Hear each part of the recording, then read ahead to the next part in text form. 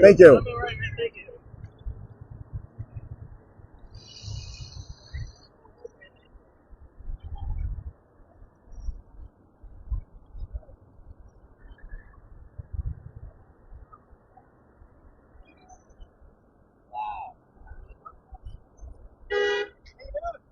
I'm alive.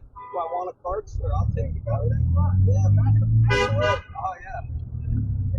Get that one, okay. Wow.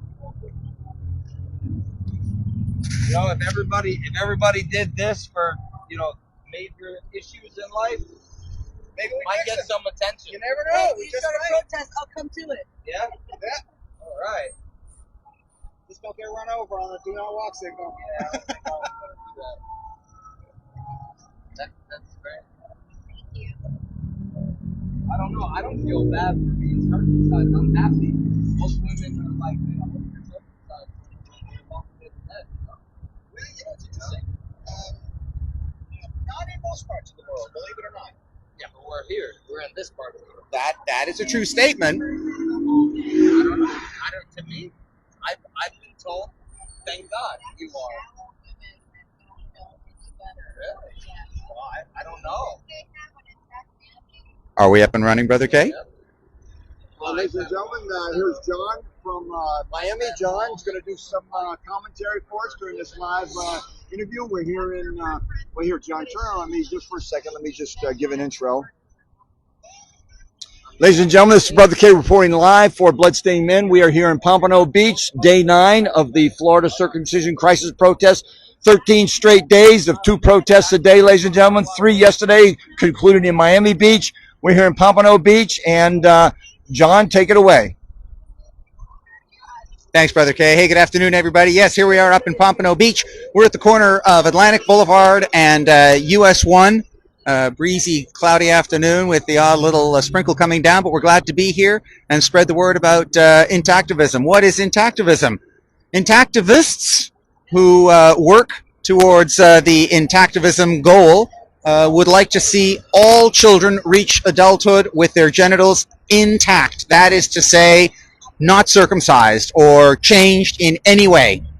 That, in a nutshell, is what we are about. We are about equal treatment for all children, that all children be equally protected from any form of genital mutilation until, as consenting, informed adults, they may choose for themselves what they may or may not want for their own bodies. And that's the whole point. It's their body. It ought to be their choice. We already talk about her body, her choice on many, many issues. If we believe that, and we also believe in equality, then surely we must be interested in his body, his choice. If not, then we're really being somewhat hypocritical about our ideas of equality. So that's what intactivists do. I'd like to start today by asking what may seem like an overly basic question. Why do men have a penis? Why do men have a penis? It can't be to urinate, because if that were the case, women wouldn't be able to, because they don't have one. But we all know that women urinate just fine multiple times every day. Men use their penis to urinate, but that's not why they have a penis. Men have a penis for a very simple evolutionary survival of the species reason, to impregnate their partners and make more human beings. And how do they do that? Well, they achieve threshold level of stimulation, which results in orgasm, and they impregnate their partner. But how do they reach that threshold level of stimulation? Well, it all comes down in large part to the foreskin. A really good anatomical analogy to the foreskin is the eyelid. The outside of our eyelid is a fairly robust sort of a thing. You can rub it a little bit and it's not going to hurt. It's not going to bother your eye. But boy, the inside of the eyelid is completely different. It's this thin, moist mucous membrane, hypersensitive to any kind of touch. If you get a speck of dust under your eyelid, your eye goes crazy. And that's because it's that thin, moist mucous membrane, thin and very sensitive on purpose, so that your eye can protect itself. Well, now think of a similar structure and imagine the foreskin, where the outside is relatively like the rest of the skin around it. But the inside is this thin, moist, hypersensitive mucous membrane that, instead of being there as sort of a defense mechanism for the eyeball, the way the eyelid was, this one is filled with somewhere around 25,000 fine touch receptors that are deliberately there to catch any sensation that might come by. And of course, generally speaking, that's with some form of intimacy. Thank goodness Mother Nature made intimacy to be pleasurable and pleasing for us. That's why we have all these this sensory apparatus for both women and for men. But what happens when we remove the greatest part of the foreskin that has all of those fine touch receptors, which is exactly what happens in circumcision? To just backtrack for a moment, we've got the outer foreskin, which reverses on itself and becomes the inner foreskin. But most of that inner foreskin gets removed in a regular circumcision. And the little bit that is left has far fewer Meissner corpuscles than it's designed to have. If we started out with perhaps 25,000, who knows? We end up, if we're lucky, with maybe a few thousand left over. And to add insult to injury, since it's a fine, delicate mucous membrane that has now been permanently externalized by circumcision, the body keratinizes what's left. That is, the body adds extra layers of skin to permanently protect what was supposed to be an internal structure. So now, the circumcised boy and future man has far fewer Meissner corpuscles working for him, and they're buried under a thicker and thicker and thicker layer of extra skin, which means he feels far less than he was supposed to. That's the cruelty of circumcision, that for the rest of his life he will never, ever know what things really were supposed to feel like. And sadly, since we have normalized this cultural deviance, many circumcised men, whether it's a gesture of self-protection, they don't want to admit that they have been harmed, they don't want to admit that they will never know what the sensations were supposed to be like, that they will never feel, that they will never know. But let me ask you to imagine for just a minute. Most of us can see in normal color vision, but imagine somebody came up to you who was completely colorblind and only saw in shades of gray. Yet that person swore to you up and down that they had lived as visually rich a life as anybody with normal color vision. We would probably nod our heads and then shake them sadly and say, well, I'm sorry. I mean, I guess ignorance is bliss, and if it makes you feel better to think that way, well, then go ahead and think that way. But we would know that it simply isn't true. There is a lot to color vision that you simply cannot replicate in black and white, so they can't possibly have lived as rich a visual life in only black and white as those of us with normal color vision do. And that's sort of the same situation that circumcised men who try to make a case that they are fine, they have had a fantastic intimate experience in their life, they have great sensation, and so on and so forth. They've never known the difference. They've never known any better. So it's a real shame that we allow this kind of attitude to exist. But I understand they're very defensive, and they don't want to feel that they've been cheated out of something, or that they've been hurt, or maybe that they in turn have hurt their own sons by allowing their own sons to be mutilated, maimed, permanently scarred, desensitized. The list goes on and on. It's really very, very sad. But that's what happens once we have normalized this cultural deviance in our part of the world, just the way certain women in other parts of the world will swear up and down that they are really very, very happy to have had their genitals mutilated when they were girls.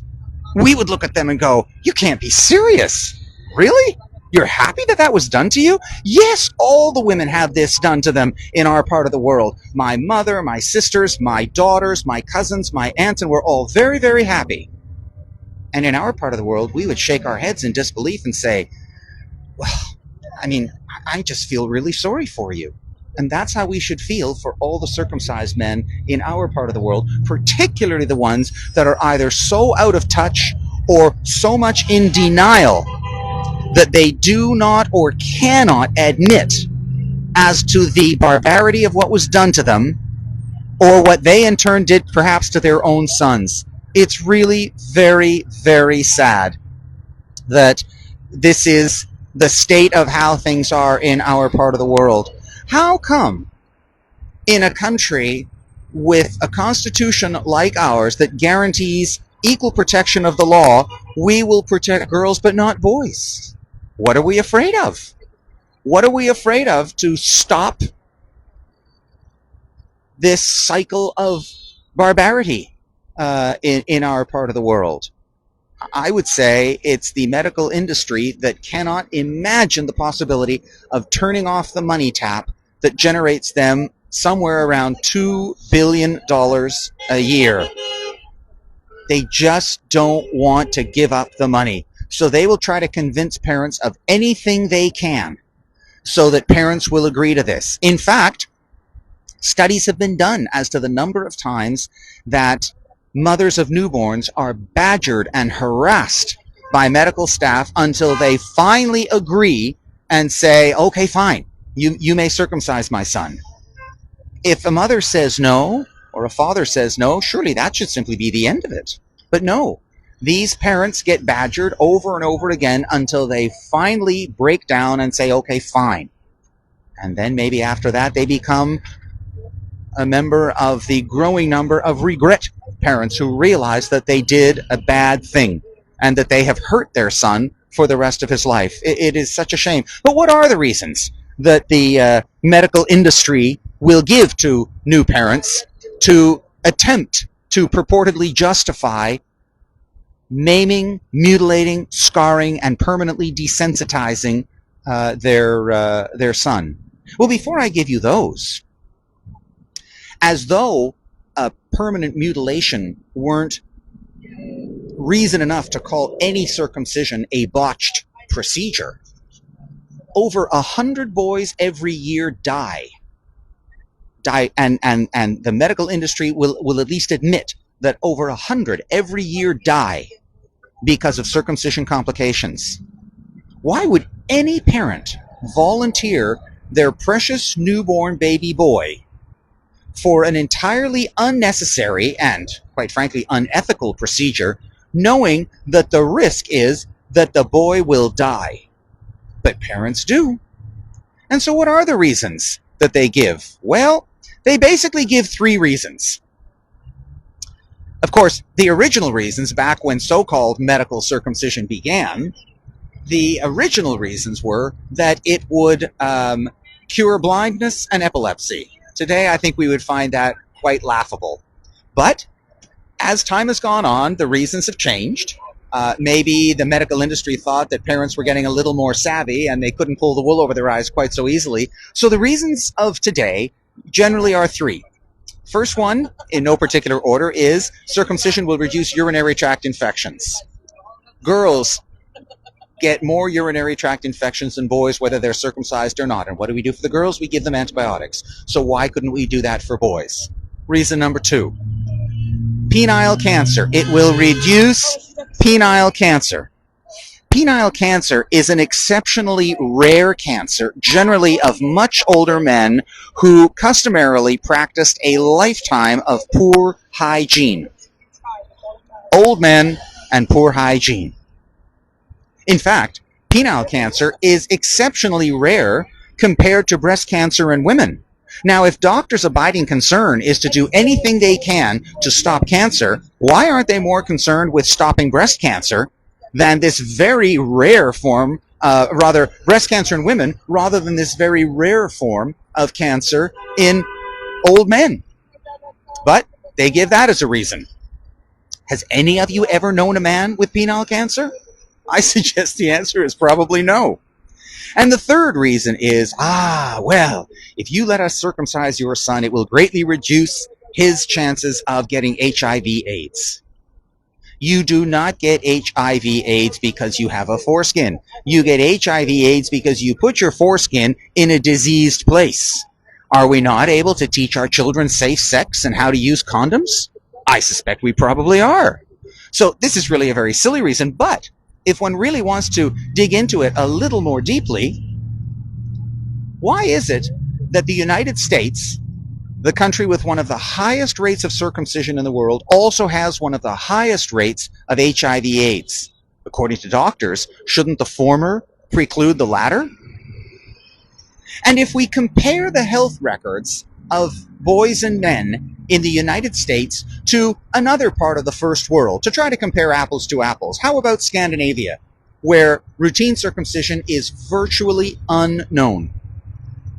The Scandinavian male health record is fantastic. They don't have any of whatever the problems are that our doctors fearmonger about and make parents anxious about in our part of the world. Once again, there is no valid medical reason other than greed on the part of the medical establishment to continue circumcising little boys. It is a cash cow for them. Why would they ever want to stop? All we have to do is say no. That's all we have to do, ladies and gentlemen. Just say no. Simple as that. If we believe in equality, if we believe in her body, her rights, then surely we must also believe in his body, his rights. There is no medical reason to do it because it's not a medical issue. It is a human rights issue. It is in this country a constitutional rights issue. It is freedom of religion, genuine freedom of religion. Everybody gets to choose what they want for religious reasons for themselves. Nobody can impose it upon them. No doctor will circumcise because there is no valid reason. Please, ladies and gentlemen, give this some thought. Give this some thought. How about consent? Parents will, rightfully so, they will coach and even lecture their sons on a girl's consent. If she says no, it means no.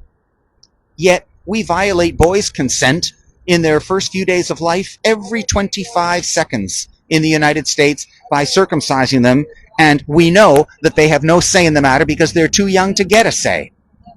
Why not just leave things alone? If it ain't broke, don't fix it. Leave things alone, and when the boy turns 18 or 21, if he wants to choose that for himself, well, that's his choice. It's his body.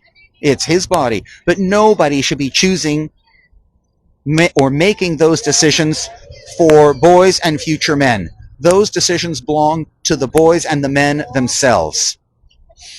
And with that, I think I'll invite Brother Kay to maybe say a word, and because he's much better than I am at this.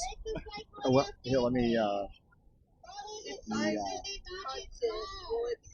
John, thank you. As always, informative, entertaining, knowledgeable. That's John from Miami, ladies and gentlemen. And John, I'm told that today will be your last day with the road crew. Well, we've sure appreciated it and enjoyed it, and I know we'll see you again. We're gonna draft you into a service on a future tour, John. I get like that urgent. Ladies and gentlemen, this is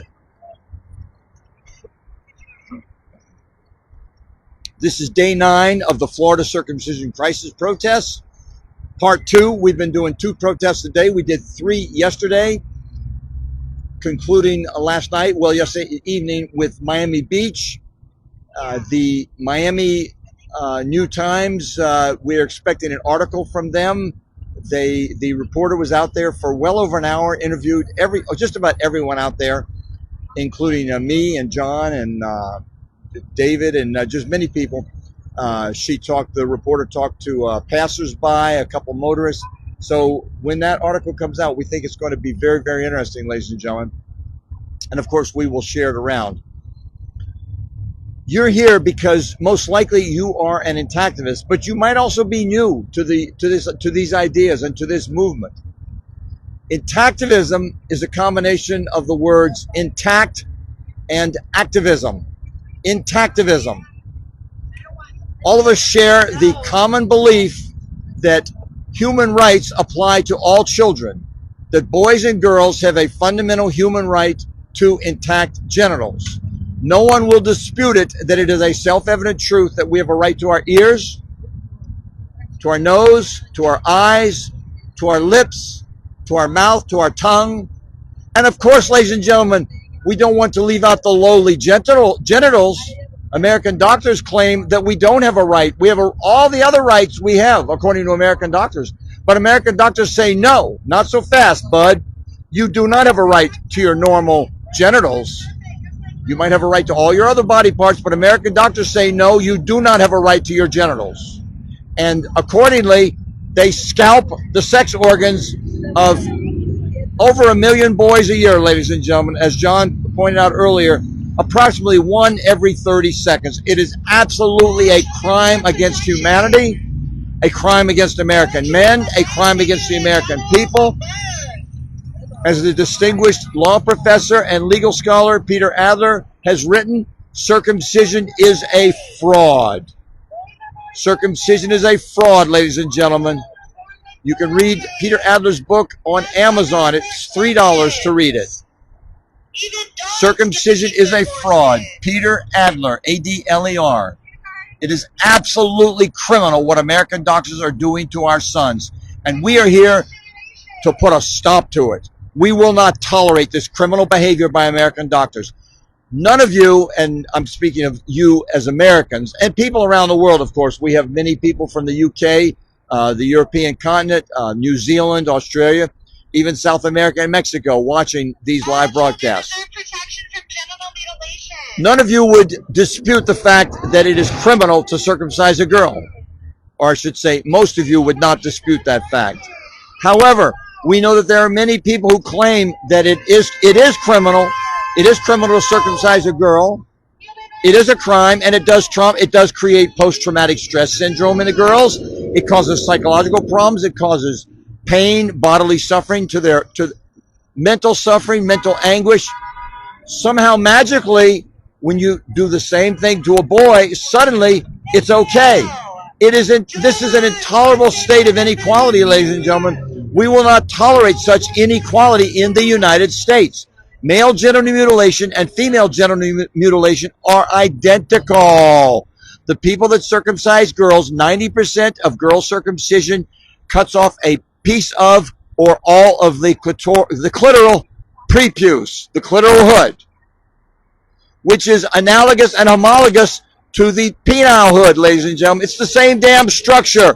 It's the same damn structure. It develops in the embryo from the same tissue. So when you circumcise a girl and you claim, oh, that's a crime, but you circumcise a boy and you say, oh, well, that's a nice thing to do for him. That's insane. It's irrational, ladies and gentlemen. There is no rational. And that's why doctors won't debate us. You notice American pediatricians and OBGYNs have gone into hiding. They will not debate us, ladies and gentlemen. Ever since the attorneys for the rights of the child, they whip their asses. They had a debate in 2014, and Steven Swoboda and his crew, Peter Adler, they whipped their asses. This guy Dikema and this other guy, there's a couple of these clowns. They've put their names behind this fake document saying that circumcision is no longer newborn genital sacrifice. They now claim that we were wrong all along. Circumcision was not a genital sacrifice. It was a genital benefit. That's what the AAP said in 2012, ladies and gentlemen. They're a pack of criminals defending their $2 billion empire, and that's $2 billion per year, ladies and gentlemen. They are a pack of criminals defending their $2 billion empire. If you made $2 billion a year, search your conscience, ladies and gentlemen. I searched mine, and I know one thing. I would not circumcise a boy or promote circumcision or endorse circumcision for all the wealth in the world, because my conscience means more to me than all the wealth in the world. But we've got these greed merchants at the American Academy of Pediatrics and the ACOG, the American College of OBGYNs. We've got these greed merchants. They have sold their souls, ladies and gentlemen, for $2 billion a year, and they have thrown American boys to the dogs, to the wolves. It is insane. It is obscene. It is malpractice to the nth degree. We will not tolerate it. So, bloodstained men, we will protest with your assistance And this is my appeal to you to support Bloodstained Men. We need your donations, ladies and gentlemen. I am a volunteer. Everyone out here is a volunteer. None of us get paid one penny, and we don't want to get paid. We don't have to get paid to do this work. This is work for the American people, ladies and gentlemen. Your donations help to fund our travel expenses, our airfare, our car rentals, our hotel rooms, our meals, and the necessities of life on the road, our signs, doing a protest movement with 26 cities in 13 days, ladies and gentlemen. And we're going to be back. We're going to be back 3 more times this year. We're going to be back in the spring in the far Midwest. We're going to be back this summer, most likely in New York State. We're going to be back in the fall at the AAP convention. Put that on your calendar, ladies and gentlemen. Bloodstained Men is coming to the AAP convention in October, and we're going to build a tour of Virginia and Maryland, Delaware, that area, in the fall. So you can donate. You can host on Facebook. Facebook makes it easy to donate. You can host a birthday fundraiser for Bloodstained Men and ask your friends to donate to your birthday fundraiser. And that is tax deductible. You can donate through PayPal, or you can send a check to our mailing address. You can find that information, ladies and gentlemen, on our website at bloodstainedmen.com. Bloodstainedmen.com, ladies and gentlemen, because circumcision is not medicine and never will be. Circumcision is a cruel, violent, barbaric child abuse, and we will not tolerate it. Ladies and gentlemen, that is my live broadcast here from the front lines in Pompano Beach, and we will see you tomorrow. John, tell us where we will be tomorrow again. I believe we're going to Jupiter. I think we're going to be Jupiter. Maybe Melbourne is coming up on the list. I don't know if Melbourne's tomorrow or the day after. Yeah, I haven't memorized. Jupiter sounds right. Del Rey, is that possible? No, I don't have anyone here to ask. Hang on a second. You hold this and I'll tell you. Wait a minute. Hold that for me, and I'll tell you where you're going to be. John is going to look it up on bloodstainedmen.com. Yes, Dara. Yes, you hear all the honks of support.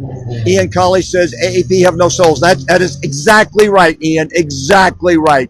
No souls. Boynton Beach and Jupiter. Boynton Beach and Jupiter. And then Vero and West Melbourne the following day. John, let me give you the microphone and wrap it up for me. I'll finish up with a few views here from the front lines. Sure. And you can wrap it up for us. Okie doke. So, folks, let's see.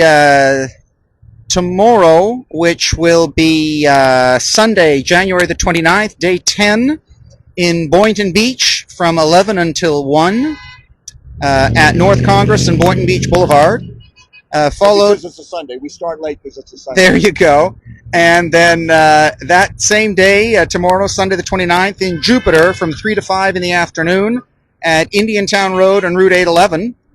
And then on Monday the 30th, I only have 2 that are showing on my screen. I'm not sure if there's a third, but the first 2 are going to be in the morning, 10 to noon in Vero Beach, and in the afternoon in West Melbourne. So that takes all of tomorrow and at least part of the day after. And it's just been a real pleasure for Bloodstained Men to be down in Florida. And we thank everybody for their great reception that we've been getting and the support. And we look forward to hearing from you online. So thank you all very, very much. Thank you, ladies and gentlemen. See you tomorrow.